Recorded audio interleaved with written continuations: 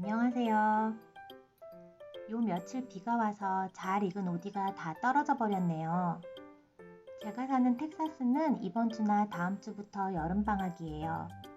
제가 문제집 리뷰를 하는 이유는 항상 이맘때면 방학에 무슨 문제집을 사줘야 할까?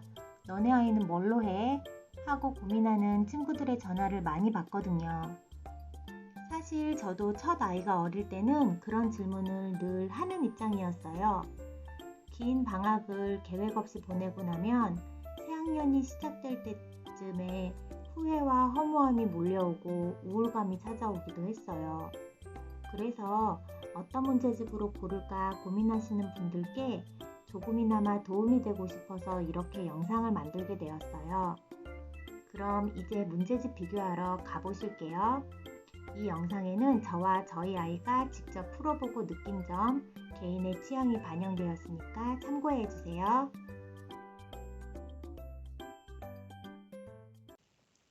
오늘은 스펙트럼 리딩과 180데이즈 리딩, 이 두 리딩 문제집과 알고 브라더스에서 나온 커먼 코어 ELA를 비교해 볼게요.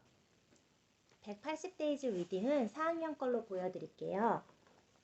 책 가격은 검색해 보니까 6학년 것은 17불 정도이고 5학년 것은 13불, 4학년 것은 23불 정도 하네요.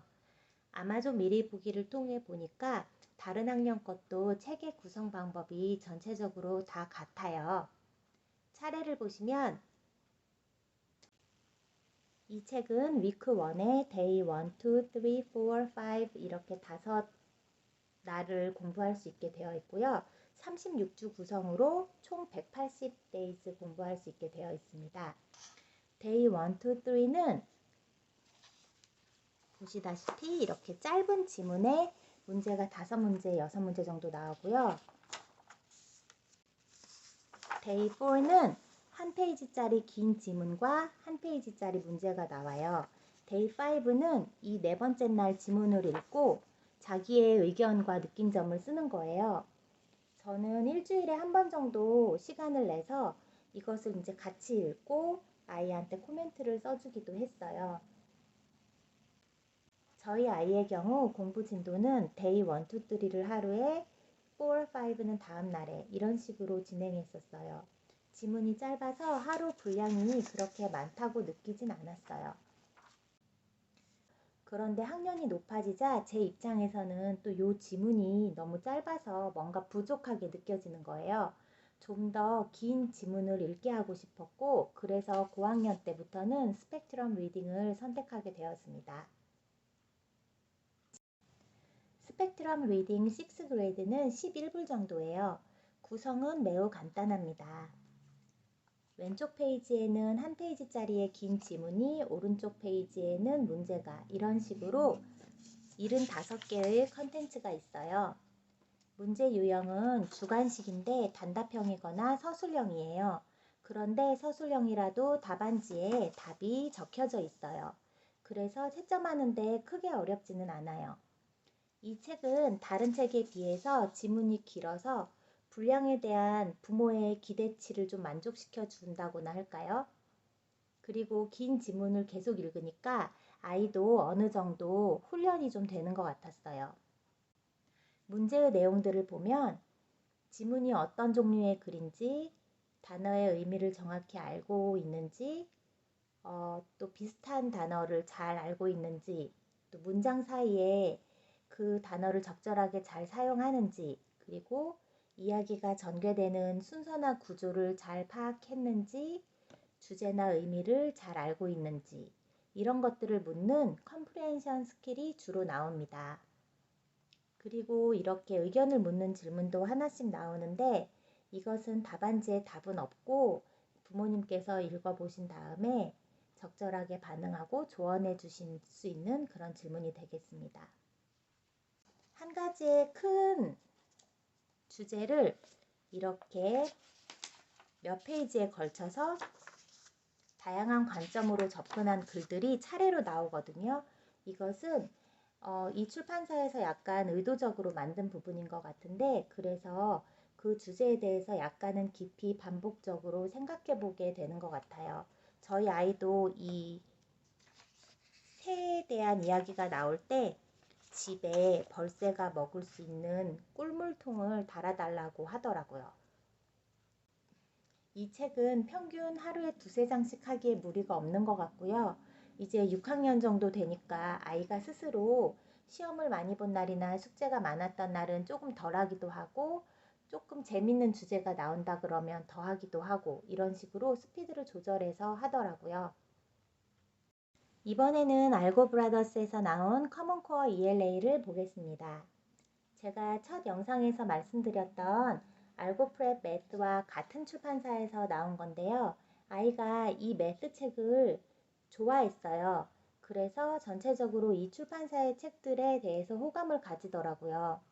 그래서 영어 책을 다 풀어서 이제 다음엔 무슨 책으로 할까 하고 물어보니까 이 책을 바로 고르더라고요.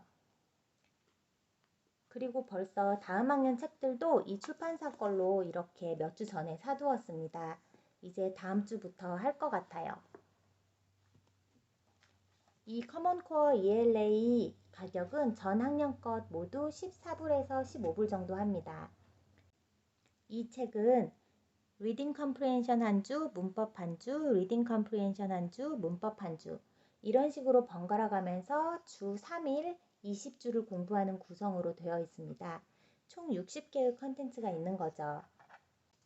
이렇게 문법을 공부하는 주에는 이 부분을 아이 스스로 잘 읽고 문제를 풀어야 합니다. 문제 유형을 보시면 객관식과 이렇게 단답형 서술형이 나오고요. 이것도 물론 이렇게 답안지에 답이 다 표시되어 있기 때문에 채점하는데 그렇게 크게 어려움은 없습니다. 부모님께서 주관식 풀이 문제를 도와주는 것이 처음이라서 두려우신 분들이라면 이런 식으로 주관식 문제를 접근해 보시고 늘려가시는 것도 괜찮은 것 같아요. 이 책도 알고프랩 매스와 마찬가지로 비디오 설명이 있습니다. 컴퓨터로 사이트를 찾아가시는 방법이 잘 소개되어 있는데요. 핸드폰 앱으로도 접근하기가 너무 쉽고요. 모든 문제에 대한 설명이 들어있어요. 저는 제 노트북에 즐겨찾기를 해놓고 필요할 때마다 바로바로 볼 수 있게 해놨어요. 하지만 알고프랩 매스도 그렇고 이 영어책도 그렇고 이렇게 설명해주는 부분을 강의해주지는 않습니다. 이렇게 문제풀이에 대한 부분만 강의가 되어 있어요. 그래서 아이가 혼자 공부하고 문제를 풀다가 어려운 부분이 있을 때 이 비디오 설명을 참고해서 볼 수 있어요. 이 비디오를 활용하는 것이 필요한 분들이라면 가격 대비 충분히 가치가 있다고 생각합니다. 자, 그러면 세 권을 비교해서 한번 말씀드려 볼게요.